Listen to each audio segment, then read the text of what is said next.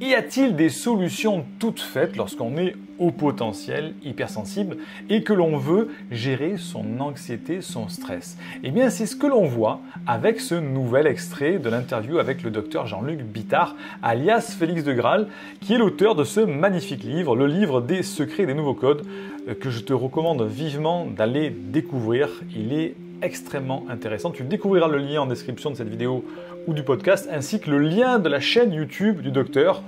Je te recommande vraiment de t'y abonner. Et n'oublie pas que tu peux récupérer ta première formation offerte dans le cadre de l'Université des hauts potentiels. Je te dis à tout de suite dans cette interview.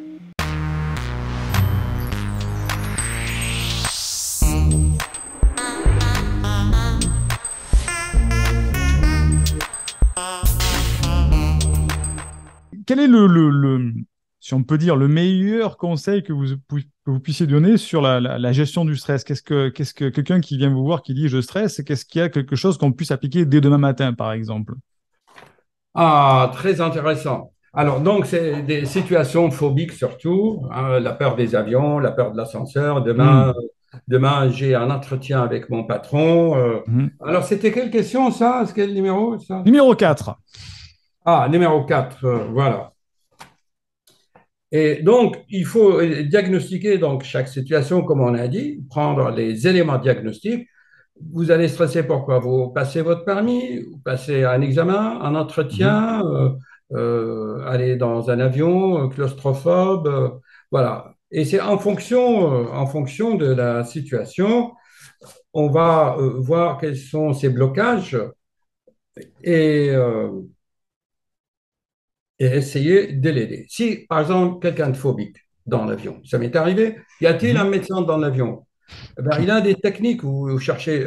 Bon, on respire dans un sac fermé. Vous connaissez Mhm. ça?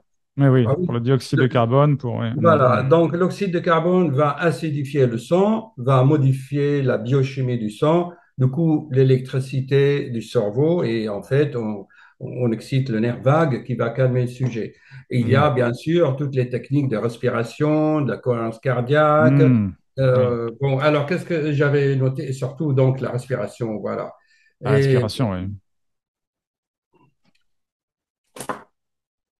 donc, voilà. Mais donnez-moi un exemple. Vous voulez un exemple concret?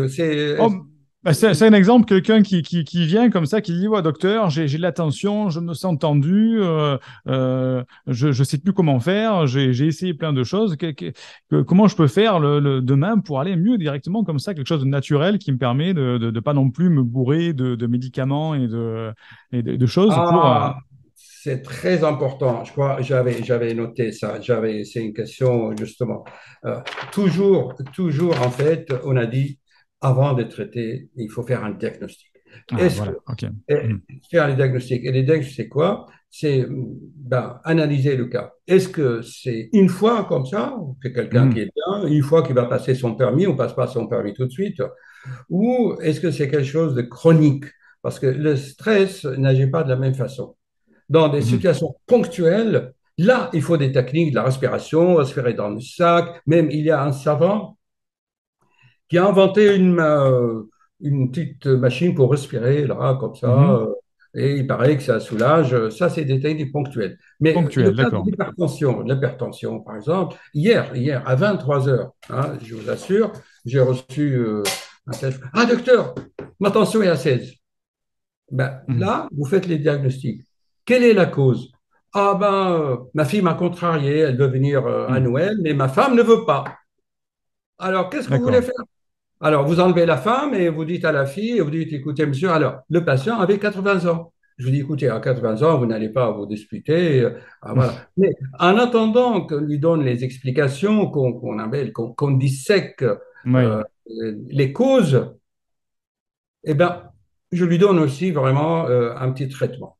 Hier, Oui. par exemple, dans le cas que vous dites, ben, je l'ai écrit dans ma livre, il y a une page, il y a tout dedans, hein, dans des choses. Je dis, je vous avais prescrit, monsieur, il y a quelques semaines, de Mhm. huile essentielle de ylang-ylang. Mhm. C'est écrit là. Alors, j'ai écrit tellement. L'huile d'ylang-ylang, elle est là. Comment vous l'avez acheté? C'est dans le livre. Non, je l'utilise déjà, c'est pour ça. Voilà, bravo, le ylang-ylang. eh ben, ça détend, c'est l'antihypertenseur naturel. Et les Américains, vous savez, ils font du business de tout, hein. Ils ont Mhm. pris des substances actives de ylang-ylang et ils ont trouvé que ça joue sur les récepteurs de cannabinoïdes. C'est Oui, ah l'équivalent oui. du shit. Alors, si quelqu'un, Mhm. tu veux le suivre de son shit, ben, tu lui donnes ylang-ylang. Ilang Ilang, ouais. Mhm. Voilà. Et puis, Mhm. il y a un autre médicament qui est le baclofène, où j'explique aussi. Donc, il faut agir, étant donné que nous, on est holistique, on est global. Donc, il faut donc voir la belle-mère, la fille, la femme, Tout voir le contexte, l'entourage, tout le. Ouais. Mhm. l'entourage. Moi, je lui dis, écoutez, monsieur, voilà, ce soir, vous dormez dans une chambre séparée avec une femme, hein, et vous allez faire un tour dans votre jardin, vous respirez bien, ylang, et vous prenez, vous doublez votre traitement Mhm. antihypertenseur, parce qu'il Mhm. y a eu un écart. Il y a un écart, d'accord. Et Ouais, un écart de stress, en fait. Il était calme, ponctuel, bien ouais. gentil. Il reçoit un coup de fil. Oh, il y a un conflit avec ma fille, ma belle-mère. OK, donc on agit sur plusieurs facteurs. Voilà. C'est intéressant. Mais justement, ça me fait une transition toute faite parce qu'aujourd'hui, vous essayez de faire passer un message plus large, c'est de prendre Voilà. conscience que c'est Oui. essentiel de, comme vous le dites, de briser ces chaînes, de pulvériser ces idées préconçues et donc de Oui. changer de paradigme, de réalité pour découvrir les nouveaux codes, hein. Je crois que c'est le titre du livre ici, Découvrir les nouveaux codes, du bonheur Voilà. Oui, et de la oui, oui, santé. oui, Est-ce que oui. vous pouvez nous en dire plus justement sur cette approche globale, holistique dont vous parlez dans le livre, qui est, je trouve, très intéressante et pas assez mise en avant aujourd'hui? Oui, c'est vrai, c'est vrai. Alors, donc, d'abord, ce qui est code entre nous reste un secret. Il est dans la boîte. Un code, on ne le dévoile pas, ni les mots-clés. Et un code, c'est que chacun doit le créer par lui-même. Mhm. Voilà.